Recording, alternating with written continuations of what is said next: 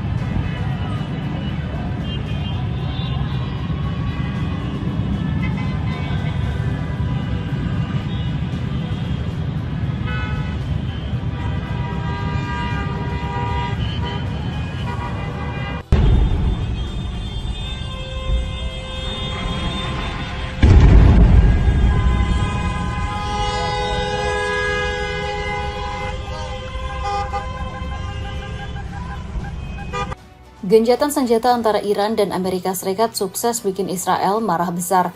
Rezim Benyamin Netanyahu menolak dengan tegas untuk tunduk pada kesepakatan damai dengan Iran. Netanyahu tidak sudi menerima gencatan senjata yang melarang mereka menyerang Lebanon. Pasukan Pertahanan Israel atau IDF baru saja meluncurkan serangan brutal. Mereka menghujani sejumlah wilayah di Lebanon dengan 100 serangan serentak dalam waktu hanya 1 menit. Rezim Zionis dengan bangga mengklaim telah menghancurkan Lebanon. Sejumlah pemimpin Eropa telah memberikan kecaman keras. Italia bahkan dilaporkan ingin memutus hubungan diplomasi dengan negeri Zionis setelah mengusir duta besar Israel. Beruntung, kemarahan dunia internasional langsung direspon oleh Iran. Balas dendam segera diluncurkan oleh negeri para mullah lewat serangan terbaru ke Israel. Bagaimanakah kehancuran Israel setelah kembali dihajar Iran? Apakah Amerika Serikat bakal turun tangan untuk ngasih pelajaran ke Benyamin Netanyahu? Tonton video ini sampai selesai. Israel terus membangkang terhadap gencatan senjata. Rezim Benyamin Netanyahu kembali membangkang dari gencatan senjata yang sudah disepakati oleh Iran dan Amerika Serikat. Netanyahu dengan tegas menolak patuh pada negosiasi tersebut. Perdana Menteri Israel ini menolak gencatan senjata yang diajukan Trump. And Israel is stronger than ever. This is the bottom line of this campaign up until now. Let me say, there are still additional objectives for us to achieve, and we will achieve them, either by agreement or by resumption of the fighting. We are ready to resume the fighting at any moment. Our finger is on the trigger. Lihatlah sikap manusia nomor 2 yang paling dibenci setelah Trump ini. Netanyahu memang tidak pernah berhenti membuat kita marah dan terus mendoakannya agar segera dipanggil Tuhan yang Maha Kuasa. Mungkin Netanyahu melakukan ini karena tidak suka disebut pengecut oleh kubu oposisi di pemerintahannya. Pasalnya, Yair Lapid sebagai pemimpin oposisi baru saja mengecam Netanyahu.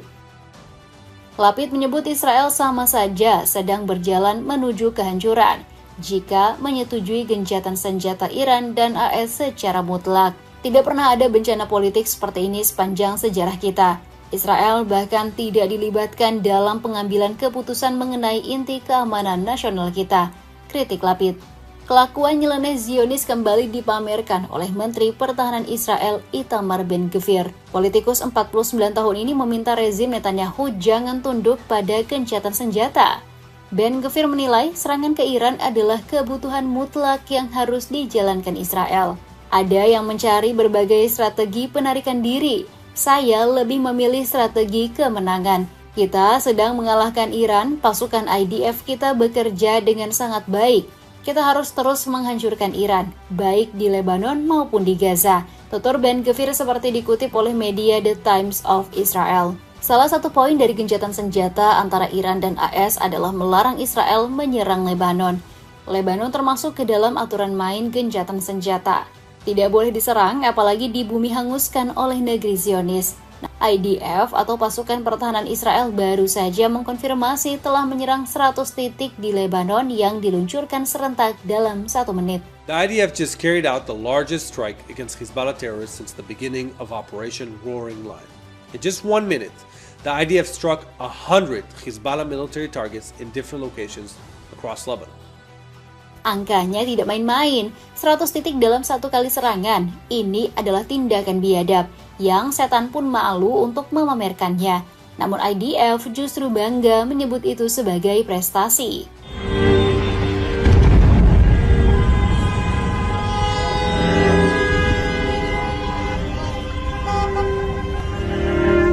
Kota Beirut menjadi salah satu yang paling terdampak dari serangan terbaru Israel. طلعت رفاعي هون طلعت رفاعي داربور. Israel terus membombardir langit Beirut dengan rentetan serangan udara dalam 24 jam terakhir.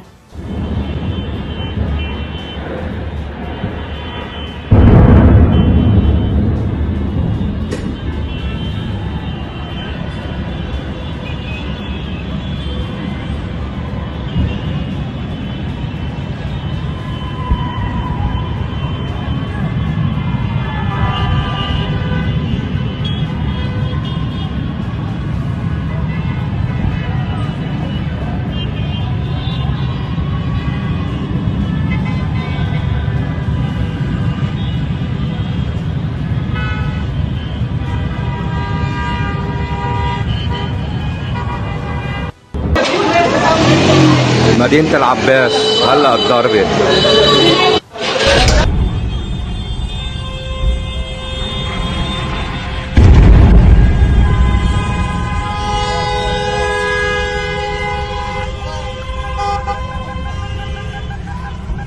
Media Al Jazeera melaporkan kezaliman rezim Zionis di Lebanon. Sekitar 254 orang Lebanon dinyatakan gugur, sementara 800 warga Lebanon mengalami luka berat. Israel has launched its most devastating attack on Lebanon since the country was invaded more than 5 weeks ago. The Lebanese Health Ministry says at least 254 people have been killed and more than 800 wounded. The attacks came hours after a ceasefire was reached between Iran and the US. Al Jazeera juga berhasil mewawancarai seorang warga Lebanon yang selamat. Dia menceritakan kalau serangan Israel sama sekali tidak menargetkan markas militer, tapi justru mengincar pemukiman sipil. And this must have come as a surprise. Definitely. I mean, there's nothing unusual going on here. They just targeted civilians. It's a residential building, elderly kids. I carried a 3-year-old injured kid, shrapnels in his head. It's just criminal. Bahkan Perdana Menteri Lebanon Nawaf Salam sampai mengumumkan tanggal 9 April sebagai Hari Berkabung Nasional. Keputusan ini dibuat karena telah terjadi pembantaian massal akibat serangan Israel. Salam juga mengecam dengan keras sifat jahanam negeri Zionis saat Lebanon menyambut baik kesepakatan antara Iran dan Amerika Serikat serta meningkatkan upaya kami untuk mencapai kesepakatan gencatan senjata di Lebanon. Disitulah Israel terus meningkatkan serangannya. Mereka biadab dan harus segera dibalas, tegas Salam. Kemarahan Perdana Menteri Lebanon ini mendapat dukungan dari sejumlah pemimpin negara Eropa. Perdana Menteri Spanyol kembali mengecam sikap membangkang yang ditunjukkan oleh Netanyahu dan rezim Zionis. Dalam postingan di sosial media X, Pedro Sanchez menulis teguran keras untuk Netanyahu. Justru hari ini Netanyahu melancarkan serangan terberatnya terhadap Lebanon sejak dimulainya perang. Penghinaan Netanyahu terhadap kehidupan dan hukum internasional tidak dapat ditolerir. Waktunya bicara tegas. Lebanon harus menjadi bagian dari gencatan senjata, dan Uni Eropa harus menangguhkan perjanjian kemitraannya dengan Israel, tegas Sanchez. Komentar keras Sanchez ini mewakili sikap Spanyol yang masih teguh menentang Israel. Negeri Matador selalu mengambil posisi berlawanan dari negeri Zionis. Spanyol tidak ingin membela negara yang merampas kehidupan dan kebahagiaan rakyat Palestina. Kecaman keras pada Israel juga disampaikan oleh Presiden Prancis Emmanuel Macron. Macron meminta Israel untuk segera menghentikan serangan di Lebanon. Sur le Liban, qui à date est aussi inclus dans le cessez-le-feu, ce qui est une bonne chose et même une chose indispensable, et où les frappes ont cessé ces dernières heures. La situation est critique. Kemarahan Uni Eropa terhadap Israel semakin lengkap setelah munculnya komentar Perdana Menteri Italia yakni Giorgia Meloni. Politikus perempuan ini dibuat marah setelah Israel menyerang pasukan Italia di Unifil. Serangan Israel yang terus berlanjut di Lebanon yang telah menimbulkan banyak korban jiwa dan jumlah pengungsi yang tidak dapat diterima harus segera dihentikan, ujar Meloni dikutip dari AFP. Dilaporkan IDF menembaki prajurit negeri Pizza yang sedang bertugas di Lebanon. Menteri Pertahanan Italia Guido Crosetto dalam pernyataannya menyebutkan, konvoi milik misi UNIFIL saat itu sedang menyangkut personel dari kota Syama menuju Beirut. Gara-gara insiden ini, pemerintah Italia langsung tegas memanggil Duta Besar Israel di Roma. Jika tentara Italia gugur di Lebanon, bukan mustahil Italia bakal memutus hubungan diplomasi dengan Israel. Balas dendam keras Iran menghancurkan Zionis. Iran sejak awal tidak pernah tertarik untuk berdamai dengan Israel. Kesepakatan gencatan senjata bersama negeri Zionis adalah sesuatu yang haram dilakukan Iran. Mereka tidak akan pernah melupakan petuah mendiang Ayatullah Ali Khamenei. Sosok imam tertinggi Iran yang syahid dalam perang melawan AS Israel ini pernah berpesan kepada seluruh rakyat Iran. Rezim Israel yang biadab, kejam, dan sang pencabut nyawa bayi ini yang tak segan melakukan kejahatan apapun, maka tidak ada kompromi bagi mereka. Maka hanya ada satu jalan, yakni musnahkan Zionis, tegas Khamenei pada 2014 silam. Menjadi dasar balas dendam Iran atas serangan Israel di Lebanon. Fox News melaporkan Iran baru saja meluncurkan rudal-rudal ke berbagai wilayah negeri Zionis.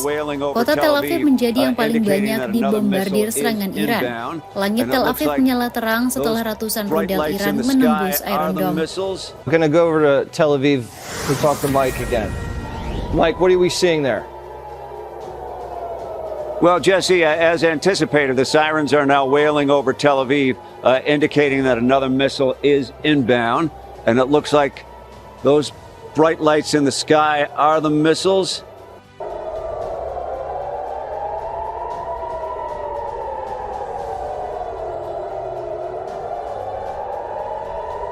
Rudal-rudal Iran terus menjebol pertahanan udara Israel di sekitar Tel Aviv.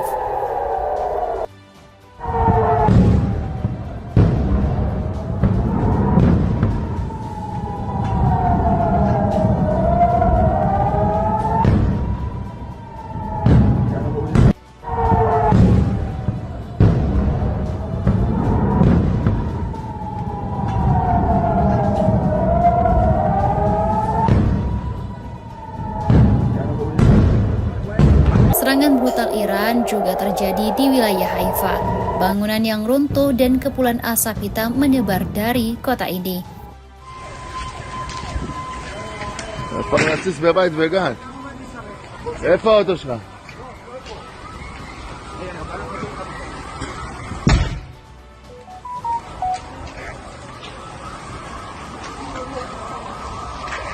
Sebagian dari kalian mungkin bertanya-tanya, kenapa Iran masih menyerang Israel? Jawabannya, karena Iran hanya mau gencatan senjata dengan Amerika Serikat.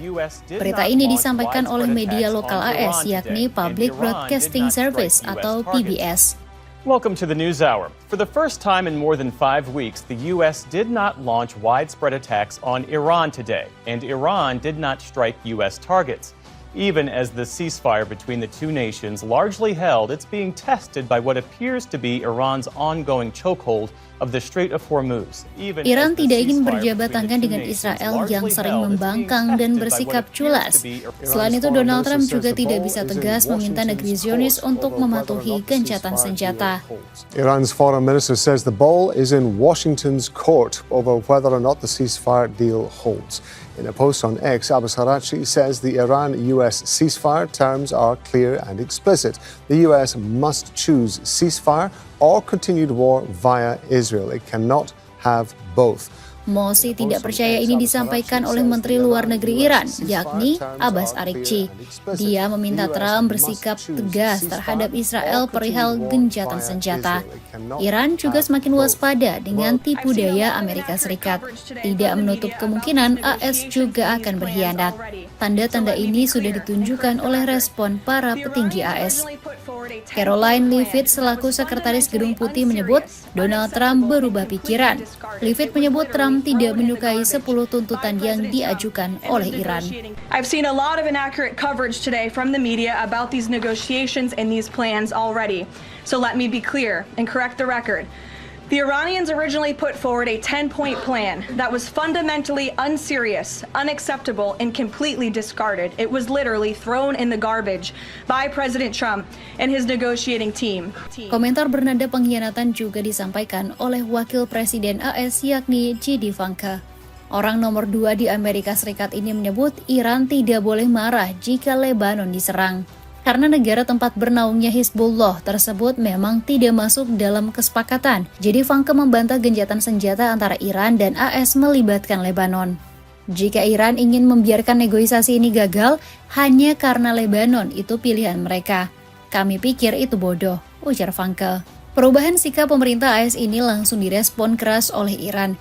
Mungkin para tangan kanan Trump berpikir bisa menipu Iran dengan iming-iming gencatan senjata. Mereka mungkin mengira Iran adalah negara ecek-ecek yang bisa dibodohi. Namun para tangan kanan Trump sudah salah besar dalam mengambil strategi. Jika gencatan senjata gagal, Iran hanya perlu kembali mengaktifkan satu manuver vital. Negeri para mullah tinggal memblokade Selat Hormuz seperti sebelum perundingan damai terjadi.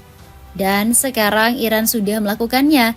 Negeri para mullah hanya mengizinkan 12 kapal per hari. Kapal-kapal pengangkut minyak yang lewat juga dipatok tarif. Para mediator Arab mengatakan kapal-kapal yang melintas terus berkoordinasi dengan Korps Garda Revolusi Iran atau IRGC, dikutip dari Wall Street Journal. Negeri para mullah juga membuat peraturan yang rumit. Kapal-kapal yang melintas wajib untuk menyepakati peraturan bea masuk terlebih dahulu dan kemudian membayarnya dalam mata uang kripto atau yuan China. Sekarang, apakah para petinggi AS dan Trump masih mau bermain-main dengan Iran? Apakah mereka merasa bisa menang dengan cara licik mengkhianati gencatan senjata?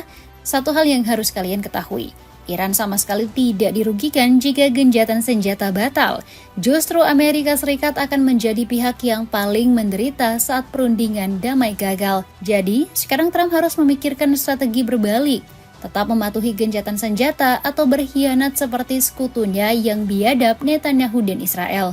Dengan pengkhianatan Israel terhadap gencatan senjata, akankah Iran bakal menghancurkan negeri Zionis lewat serangan-serangan terbaru? Israel has launched its most devastating attack on Lebanon since the country was invaded more than 5 weeks ago. The Lebanese Health Ministry says at least 254 people have been killed and more than 800 wounded. The attacks came hours after a ceasefire was reached between Iran and the US. The IDF just carried out the largest strike against Hezbollah terrorists since the beginning of Operation Roaring Lion. In just 1 minute, the IDF struck 100 Hezbollah military targets in different locations across Lebanon. Sur le Liban, qui à date est aussi inclus dans le cessez-le-feu, ce qui est une bonne chose et même une chose indispensable, et où les frappes ont cessé ces dernières heures, la situation est critique.